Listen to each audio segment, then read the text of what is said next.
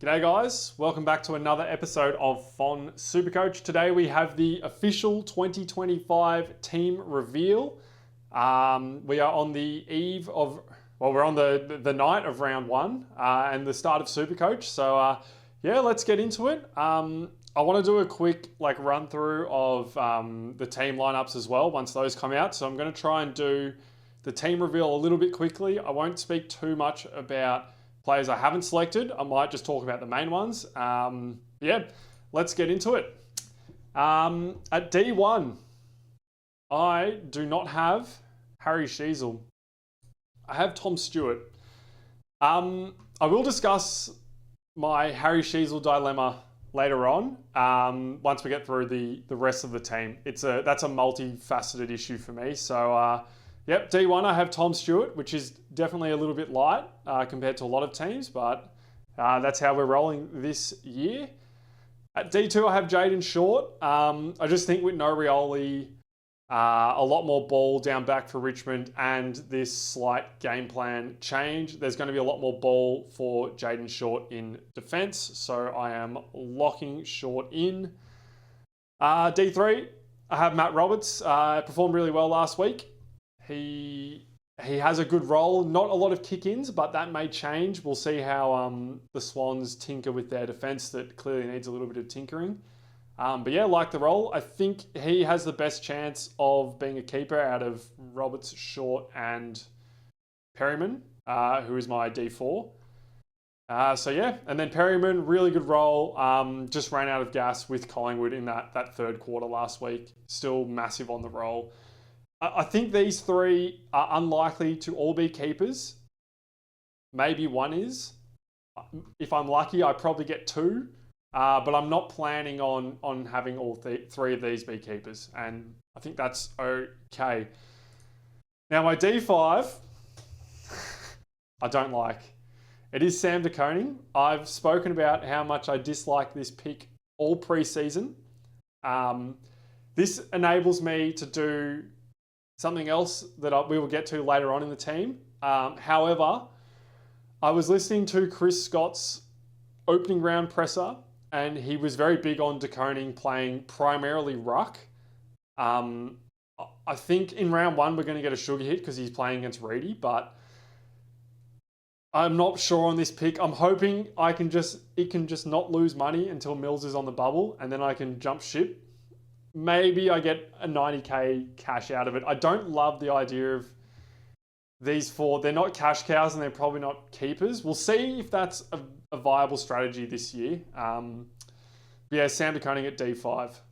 And at D6, I have Jackson Pryor. Big raps from Brad Scott, the other Scott brother, for this pick. So I think he'll go well, but we don't have a lot of great options in defence. My D7 is Zach Reid, who is a great option. He's going to score. He's going to be a slow burn, but he will get there provided he stays on the park, which I hope he does because he's a good talent and we want our most talented players on the park. And then lastly at D8, I spoke about this last week that I thought we'd get Luke Traynor and the Tigers have delivered. I think he can score. So this is potentially an on-field option, but I want to see a little bit of gameplay before I run with that. So yeah, the main pick I haven't gone with here is Sheezel, which I'll discuss later. The other one is Sicily because I don't love the forward time. But once Deere and Lewis come back, I will be looking to upgrade to James Sicily very quickly. Alrighty, into the midfield, and at M1, nothing's changed for me. I can't spell. Andrew Brayshaw. I've been over this all preseason. Love the pick. Love Freo's run. Think Sarong gets the tags, so that's why I'm going with Brayshaw. M2, M3, and M4 have not changed for me, I think, all preseason. So we have Petrarca, Dawson, and Oliver. Geez, fair way down for Clary. Where are we?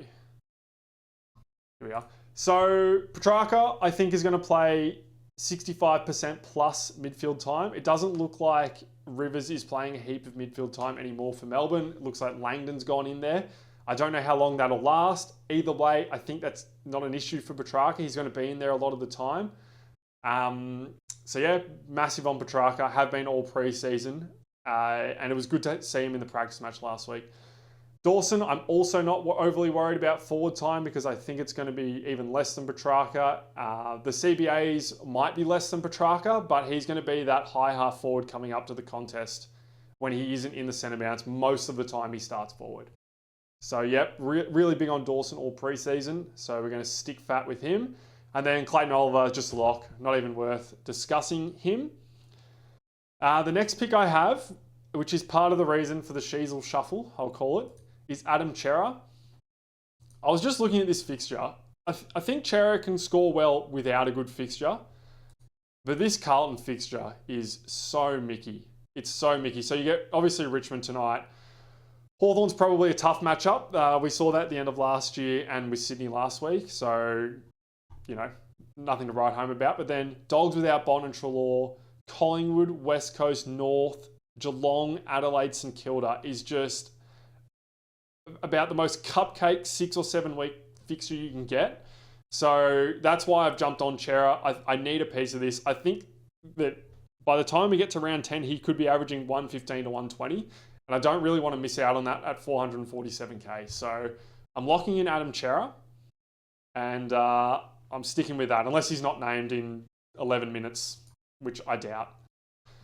All right, at what are we, 6? We have Nathan O'Driscoll. Going to get a little bit of inside time at the start of the season whilst Hayden Young is out, but then he's going to shift more to the wing. He's given us 70, 75 on the wing before, so I'm going to take that. I think he's a must-have in my opinion, as is Elijah Sardis, who I'm a little bit concerned what happens to his role when Parrish comes back in 3 to 4 weeks. Would have been good for Sardis to play last week, but we'll see. I think they have to play Sardis. I just hope that he gets 6 weeks so that he makes enough money. But I guess we will see. And then the next one at M8 is Mitch Nevitt. Yeah, he's just going to get a good role at Geelong. The coach has been massive on him, so I'm locking him in. I'm backing him in. There's not a stack of great rookie options anyway, so I think we're going to run with that. And then at M9, I have Finn O'Sullivan. This is a bit of a watch. I'm picking this with the expectation that I am going to have to correct out of this at some point, but I would rather correct out of an expensive rookie than try to shuffle into one if the role's good. And I think this is going to go down to the wire like Sheezel did 2 years or 3 years ago. I can't remember, about where he's playing. If he's training at halfback in the warm-up, you've got to get on. If not, you can probably miss Finn O'Sullivan. And then at M10, I have Max Hall. I was getting massive pump-ups at the start of the preseason and up until that last Pracky game where he didn't score that well against Port because none of them did. He was getting a massive pump-up. I'm going to back that in. I have him in over Hasty at the moment. As I said, I may correct O'Sullivan down to Hasty. We'll see how that goes. And then last but not least, we have Lucas Camporelli, who has been named to play on that wing on field. If you read too much into that, then that's great. If not, it probably doesn't matter to you. I don't think he's a sub risk because Lord and Evans got picked and it sounds like Doc is going to be the starting sub. So I would have to imagine Doc starts and then as a sub and then either Lord or Evans comes off. We'll see how it goes. I'm willing to back a cheap rookie in at M11. So I like it. Let's get into the rucks. Max Gawn. I've been umming and ahhing on which one of these guys, Gawn or Sheezel to cull, to fit in. The reason for the Sheezel shuffle has been trying to fit in Chera and Smith, who I think are higher priority halves than Sheezel. Unpopular opinion. I'll discuss that later. But yeah, I've stuck fat with Gawn. The early run is really good. He tends to score better at the start of seasons, so I want to cash in on that. There's a massive chance that he gets really hot and then a lot of players jump on when he's too expensive. Don't do that if that happens.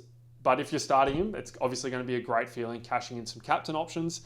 I'm going to see Max Gawn. I'm going to have the VC on my R2, Tom de Koning.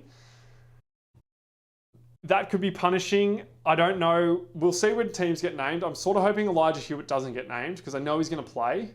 So having that loop in round one just to cash in a potential De Koning 150 could be good. I think Gawn's going to go 150 anyway. It's more if De Koning goes absolutely gangbusters, i.e. 200, that I have that option. But yeah, very confident in these picks. If Pitnet comes back in 5 or 6 weeks, then we need to assess De Koning, but hopefully he's made a stack of cash by then. So, we shall see. And then at R3, I still have Boyd. We'll see if he gets selected. If he doesn't, I'm not overly concerned. I think ideally for a loop, you would have DPP, but I don't think there's any cheap loops with DPP. No, there's not. I will have enough cash in the bank to make that adjustment if I want to, but it's not a decision I'm going to make tonight. All right, let's go to the forward line. F1, Jason Horne-Francis, plays for Port. Port have a good fixture. He's probably value. Why not? It's very easy. I've been umming and ahhing about Isaac Rankin. I don't have him for now. I am very scared of anti-potting this, but that's how it is. I think I have a means to get there via De Koning if I need to. Although I probably don't. It would have to be De Koning and Smith probably. That was the other thing I was tossing up. So yeah, we'll discuss that later. F2, I have Jack McRae. Not much needs to be said here. He looks to be... If he doesn't go 105, I'll be staggered. We'll put it that way. F3, I had Bailey Smith, who I have been getting cold feet on recently, but I was listening to the Chris Scott press release prior to round 0 that got cancelled, and he was pretty bullish on Bailey Smith and suggested that his role early would be predominantly as an inside midfielder. I am going to run with that. There has been a lot of content creators fading Bailey Smith. I think you can fade. My issue is, I think he's going to make more money than Sheezel, and I think Sheezel's actually going to lose money.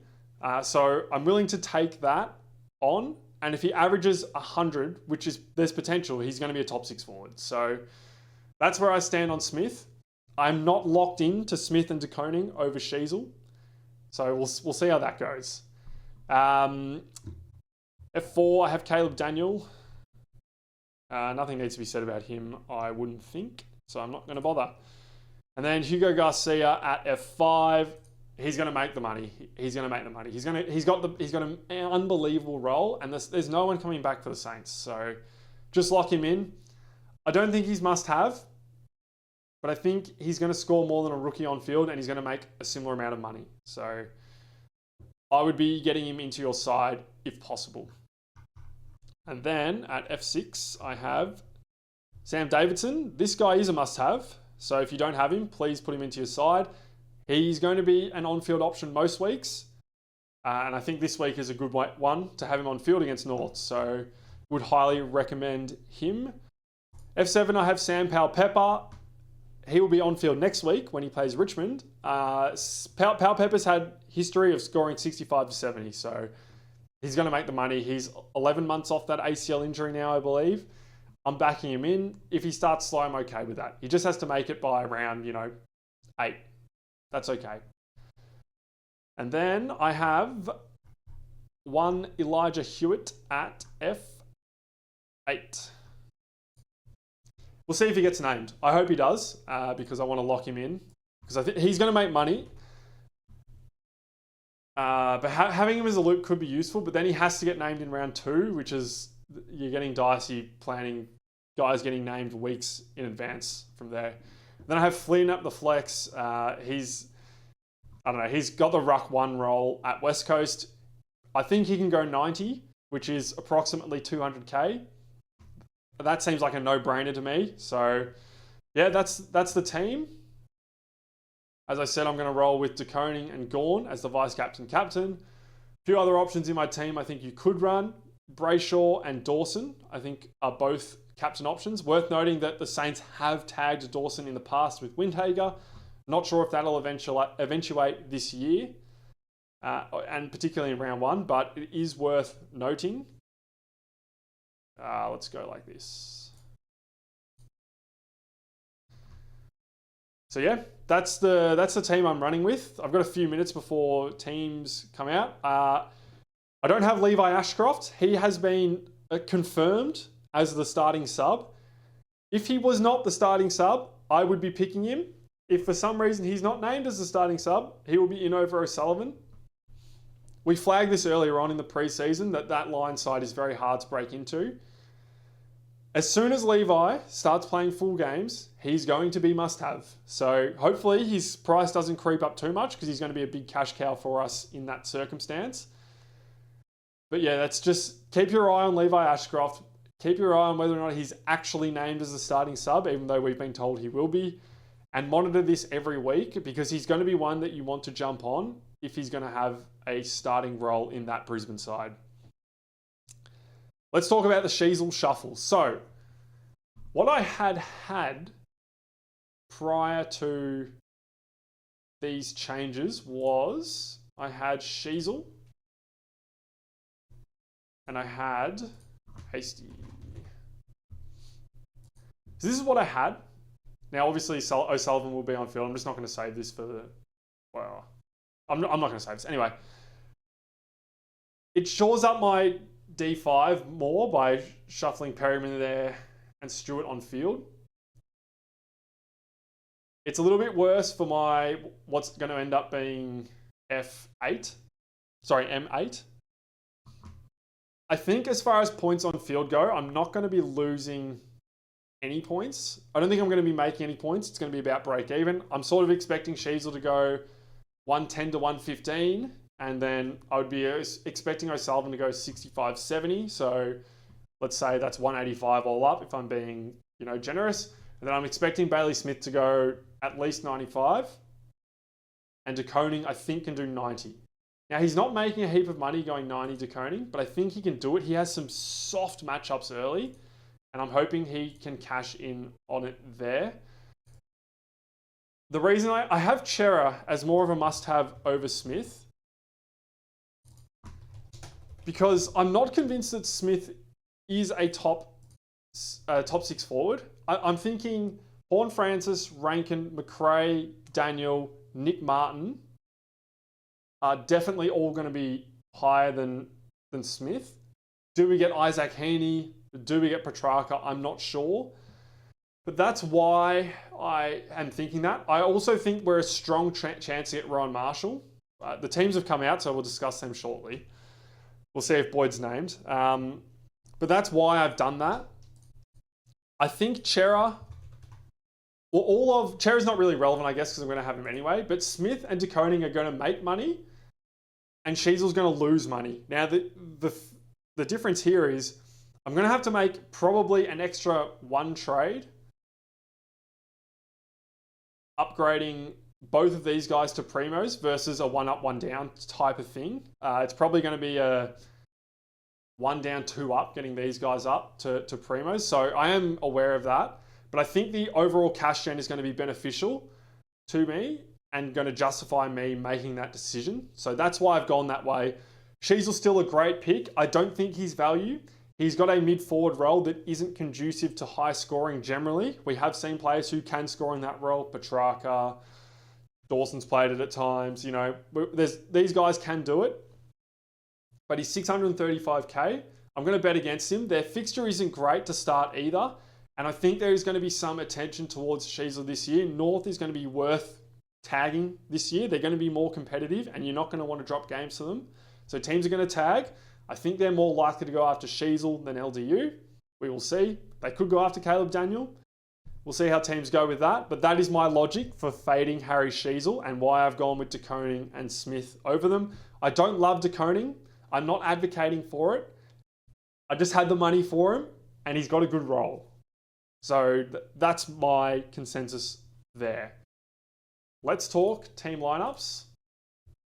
I'm not going to discuss Richmond v Carlton. There was nothing really thrown in here that was too surprising to me. Caleb Smith not named is unfortunate. Luke Traynor on field is really good. It is how it is. All right, let's get into the Friday game. Hawthorn v Essendon. So Ward's come in for Warple. Sam Frost still on the interchange bench, likely going to be the sub again. I don't want Sicily in either of those situations. So another game of no Sicily playing full-time defence is going to be good for those like me looking to trade him in once he is going to be in that full-time defence role. I'm very confident that's going to happen at some point. I think this Hawthorn defence is going to be too tall and it's going to struggle at ground level. We will see if the likes of Isaac Kako and do they have any other small forwards? Not really. We'll see if they can capitalise on that because Hardwick's going to start forward, you'd think, and he's the main ground ball defender type in that list. So, yep, it's going to be interesting. Again, nothing crazy here. For Essendon, we have Elijah Sardis starting on the bench. That is okay. Durham has been named as a follower. Interesting. I don't know if that'll eventuate. He played most of the preseason in the forward line, or like the high half forward type, I guess. So we'll see with that. Kako named on field. Nick Bryan named as a starting ruck is also interesting. I'm kind of intrigued by Nick Bryan, but given he has the bye and he's sharing ruck duties, I'm going to let it go. And then if I had to pick a sub from this bench, it would be Hobbs. I think Shield gives them the 6th defender. Sardis is the extra mid. And then Dersman's the extra utility and Gresham's the extra forward. So that's how I would anticipate that going. So I know George had Hobbs in his team for a while. If you're a Ben Hobbs picker, I would be very wary of that pick, at least for now. All right, we've got Geelong v Fremantle. And the first thing I see is Connor O'Sullivan named on field. That is very interesting. No Cade Kolajasny. I don't know. That is interesting. I don't know if O'Sullivan's going to be better than these guys, but it gives me a get out option for De Koning. So I'm going to watch that one. I'm going to monitor that heavily. I'm not going to put him in yet because, again, I was listening to that Chris Scott opening round interview and he said that O'Sullivan would likely be in and out of the team and that he was very close to solidifying a slot in that side. So that means he's on the fringe for mine. And I'm not willing to jump on just blind for that. Bailey Smith named on the wing. He is going to play some wing time. That's okay. We're expecting that. And then if I had to pick, I see Nevitt named last on the bench. I'm not worried about that. Would have to imagine he's ahead of Clark and Mullen. And if we do the same thing with Essendon, O'Connor gives him an extra defender. Ollie Henry's a forward. Nevitt's the mid. And then either Mullen or Clark would be that utility type, I guess. I suspect this will be a Clark sub. Stanley named emergency, also really good for the new Tom De Koning picker in myself and other Tom De Koning pickers. So, yeah. That's Geelong. Let's talk Freo. Is there anything worth noting here? Murphy Reid's been named. I don't love Murphy Reid as a pick. I think he's the one that loses his spot once Hayden Young is back, but he's named on field, which you like to see if you are picking. If I had to guess from this team sheet, I would be guessing that Warner is the starting sub. Not that that's really relevant this week. And then, unsurprisingly, Voss and Erasmus are named as emergencies with Liam Reedy starting. So I'm not picking Liam Reedy. He just rolled the Kwame Brown, Stephen A. Smith rant. That's what I think about Liam Reedy. But anyway, let's move on. Wow, Sheldrick dropped from the Swans. Interesting. Riley Bice in. Ooh, interesting. I liked what I saw from Bice in the preseason game. So who's out? So we've got Adams and Sheldrick out. So that's 2 mids for a tall defender and Bice. Interesting. Okay. So I think Hanley's going to be the sub again. With Warner coming on as a utility, Bice. Well, these guys are all defenders.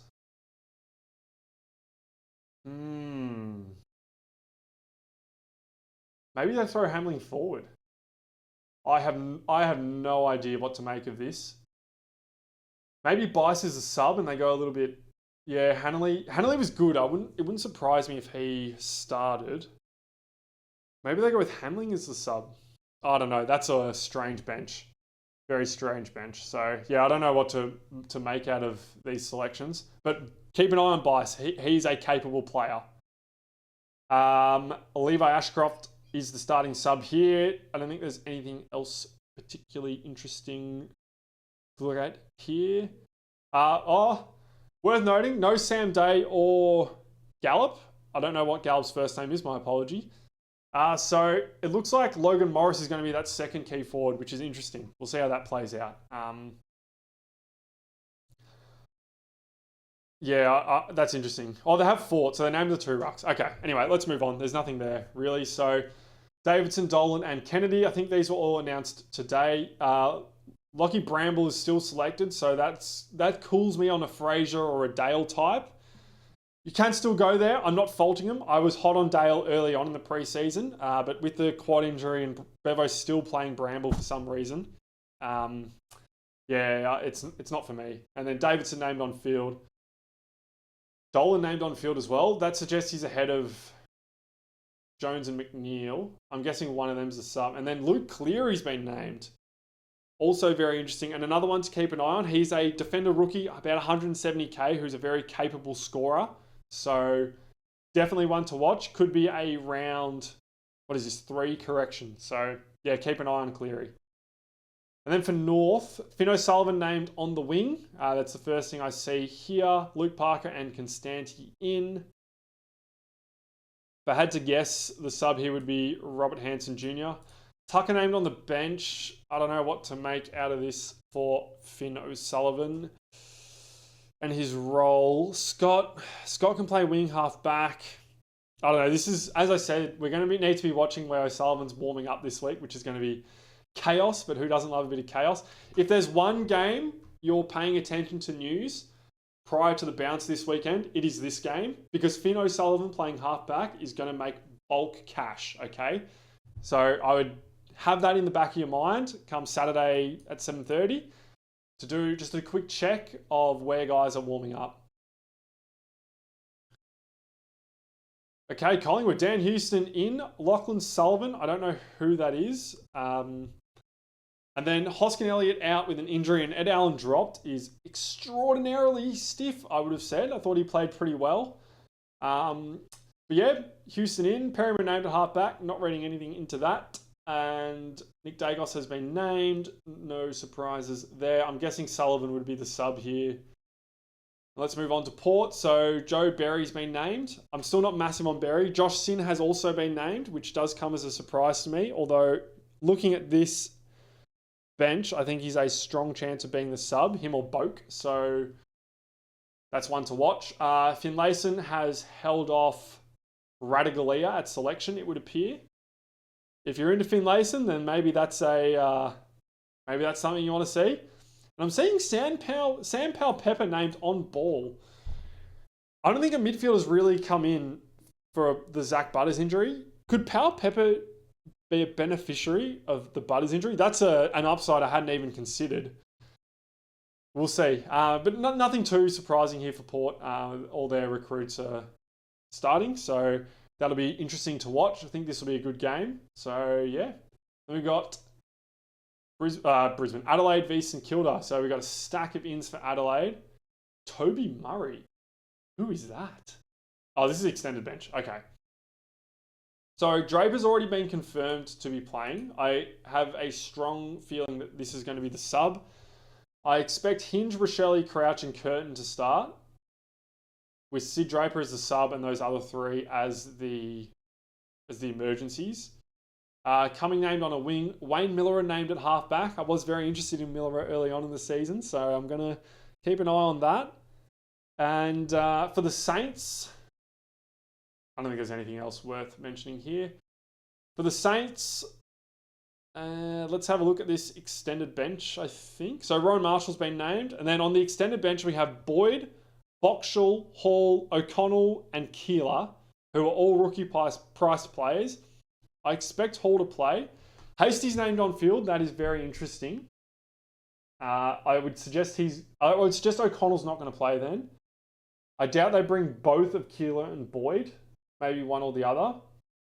This is a very short forward line, so maybe we do get Boyd early. Interesting. So if I had to guess, I'm guessing this is Owens, Boyd, Hall, and Jones or Stocker, with the other or Boxall being the sub. I don't know. We'll find out that at 5 tomorrow, so that'll be one to watch. Windhagen named as a wing. Massive scope for a Dawson or Rankin tag in this game, so one to keep an eye on. It's why I don't love the Jordan Dawson captain this week. Yeah, I don't think I'm missing anything here. Jack Sinclair is back. Still wouldn't pick. But yeah. Tom Green has been named. So let's see what happens to... Where's James Leake? So let's go straight to the extended bench here. So Brown's going to play, Ward's going to play, and Stone's going to play. I think Ware was really good when he came on, so he'd be stiff to not play. And then Leek, Leck, Alir, Cody Angove, and Hannaford would be the emergencies, with one of Leek or Ware as the sub. So that's a watch. Definitely a watch if you're picking Leek. So keep an eye on that. I don't know what's after this. I don't think you can pick Leek. This is... Well, we're going to get the extended bench tomorrow, so maybe he'll hold then or get eliminated. Yeah, Tom Green named. Wouldn't be doing that fresh off a calf, but, you know, each to their own. And then we've got no Nick Madden, so we're going to have Keith and Grishesky against Max Gawn. So I know myself, I'll be slapping the C on Big Max this week, and he'll take me to the promised land, so that'll be excellent. We've got the Melbourne lineup here. So I'll go straight to the bench just to check for rookies. So we've got Billings, Langford, Lindsay, Jefferson, McDonald, Sharp, Aiden Johnson, and Henderson. Straight off the bat, I'm not expecting Henderson or Jefferson to play, so I think they will be emergencies. And I am expecting Billings and Lindsay to play. So Lindsay could be the sub. So I think Lindsay or Langford, they're big sub risks. I've been big on this before. I think they could be the sub. I think Aiden Johnson's a big chance of playing. They don't want to use Van Rooyen as the backup ruck. So Johnson's one to watch. He's going to get ruck relief minutes and he's a good competitor. So he might be able to take a few contested marks each game to pump up his score. He's 113.5k. So yeah, definitely one to watch. One to keep an eye on. Wouldn't advocate starting him, but if you're looking to correct at any point, then yeah, one to look out for sure. I'm assuming Bedford's going to go to Oliver. That would make sense. Petrarca's probably just going to take him to the goal square and monster him. Mouse in the house sort of thing. So that's what I would expect. It is worth noting that Ed Langdon has been tagged by these outside running type taggers before. So again, one to watch. Langdon's been playing in the midfield, so keep an eye out for that. And then for West Coast, who have we got here? Jack Hutchinson named as a follower. Fascinating. We've got Elijah Hewitt, Brockman, Long, Petruccelli, Duar, Williams, Hall, and Marich named as the extended bench. Archer Reid on field. He's an option at R3. I think with DPP, won't play the whole season, I would expect. Could be an option if that's how you want to go. We'll see with Boyd. I would still wait until Boyd gets picked before we lock that in, or before we see if he gets picked. And then if I had to pick from the bench, I'm sort of expecting it to be these four. Well, that's two forwards. Maybe one of these guys gets... Maybe it's Hewitt, Brockman... Oh, but there's Petruccelli as well. So there was rumblings that Duar might play today across half back. The only other half back here is Marich. I don't think Williams is going to play. I don't think Hall's going to play. So those two are out. Ooh, interesting. I think Hewitt will get up. They're massive on Hewitt. He's a big talent. He was a high draft pick, and I think they're going to play him. So that's what I need to see. Hutchinson named on ball is intriguing, but I presume he'll just swap with Duggan. Because Hutchinson on ball would be a good pick, I think. Let's get into the Suns. I don't think there's anything to discuss with the Suns. Noble and Riola, you're in. Tuke Miller's back. Yeah, I'm not saying anything else with the Suns. So I believe that's it. Yeah, that's it, guys. I hope you enjoyed watching. Good luck for round one. I hope all your picks fire, your captains go well, and you don't need to make any corrections. So yeah, best of luck. I guess I'll show the rookie guide here. If you're still struggling with rookies, this is how I have the rookie guide at the moment. They're ranked in order. I'm still massive on Hewitt. I know others won't be, but that's just my opinion. But yeah, thanks for watching, guys. And I will see you on either Sunday or Monday night for a round 1 review. Take care, guys. Bye.